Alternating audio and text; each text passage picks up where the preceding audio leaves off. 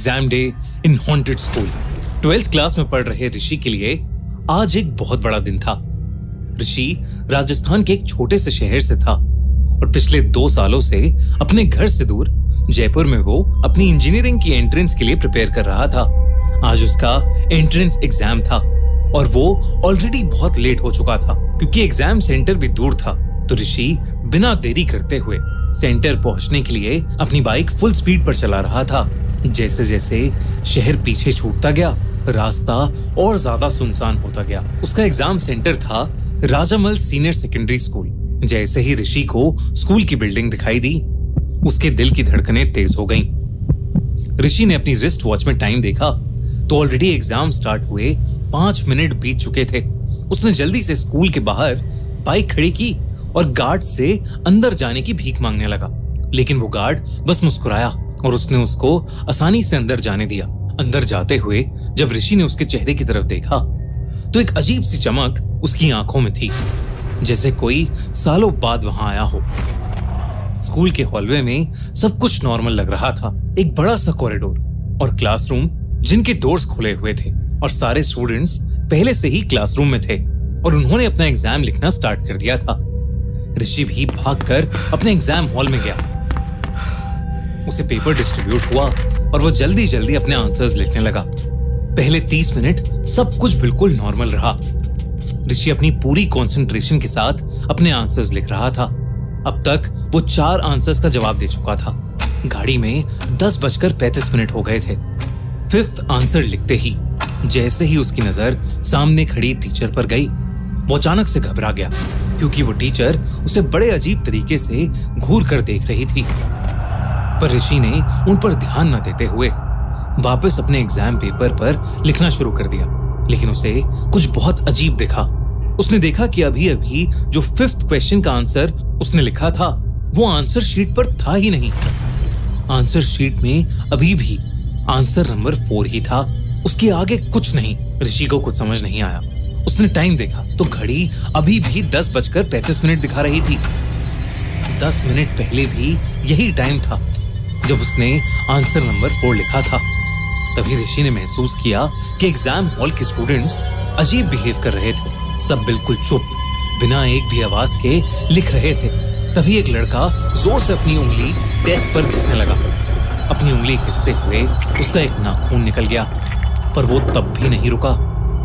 ये देखकर ऋषि को कुछ समझ नहीं आ रहा था क्योंकि जहां वो लड़का रुक ही नहीं रहा था, वहीं बाकी सब, यहां तक कि एग्जाम टीचर भी उस लड़के की तरफ नहीं देख रही थी। तभी ऋषि को एक कोने से एक और आवाज आई। उसने मुड़कर देखा तो एक लड़की बिना रुके पागलों की तरह अपने एग्जाम बोर्ड को अपने सर पर मार रही थी। वहीं एक लड़का अपने पेन से अपने हाथ को चुभाए जा रहा था। दोस्तों, आपको तो पता ही है कि इंडियन T20 लीग का जुनून फिर से छा रहा है। Last ball thrillers, unexpected upsets. लेकिन सच बोलूं, हर मैच धमाकेदार नहीं होता, कुछ थोड़े स्लो भी लगते हैं। लेकिन स्लो मैचेस में भी एक्साइटेड रहने की मेरी एक ट्रिक है। मैं अपने लिए नए नए चैलेंजेस खुद क्रिएट कर लेता हूँ और इसमें मेरी हेल्प करता है परिमैच, इंडिया का number 1 sports prediction platform.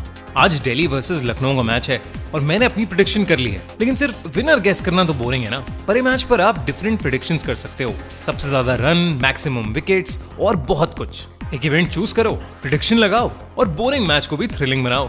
Link pin comment में है, तो जल्दी से रजिस्टर करो और लो 700% तक का वेलकम बोनस। हमारी लिंक से रजिस्टर करने पर आपको फ्री स्पिन्स भी मिलेंगे, तो जल्दी से लिंक को चेकआउट करो। अचानक एक और लड़की जोर से रोने लगी और वो अपने बाल अपने मुंह में डालकर चबाने लगी। ये सब देखकर ऋषि ने उस टीचर को आवाज लगाई, लेकिन वो टीचर वहां खड़ी बड़ी अजीब तरीके से बस मुस्कुराए जा रही थी।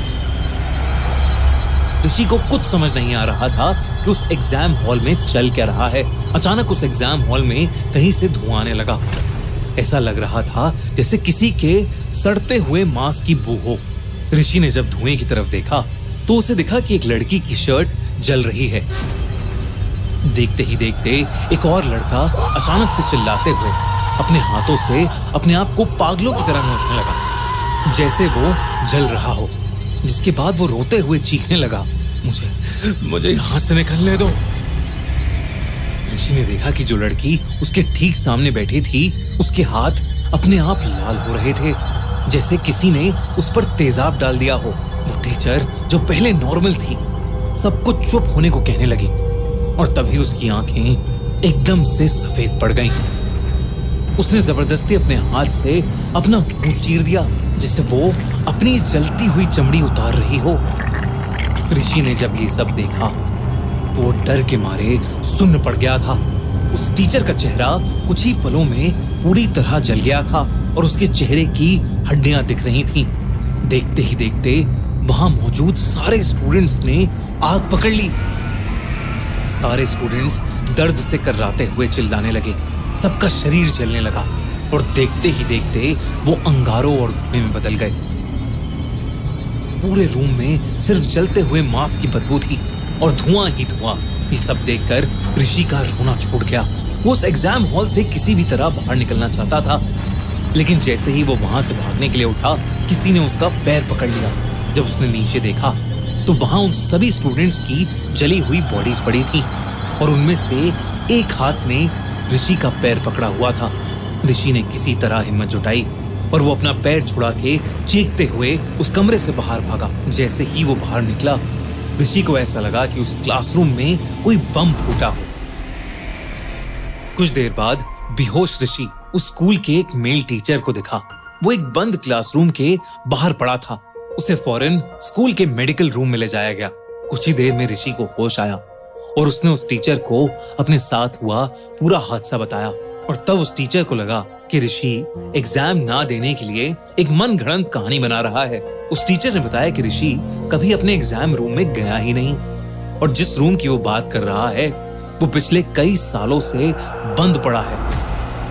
ऋषि को विश्वास नहीं हुआ तो वो मेडिकल रूम से निकलकर उसी रूम में वापस गया और वाकई उस क्लासरूम में सच में ताला लगा हुआ था।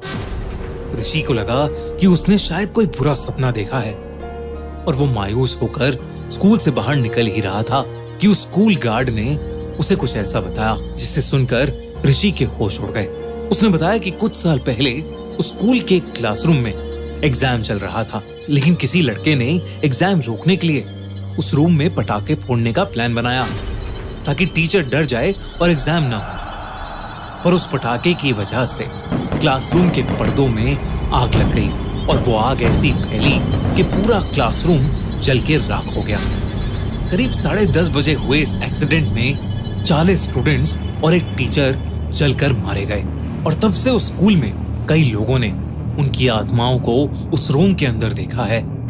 इसलिए उस रूम को हमेशा हमेशा के लिए बंद कर दिया गया है।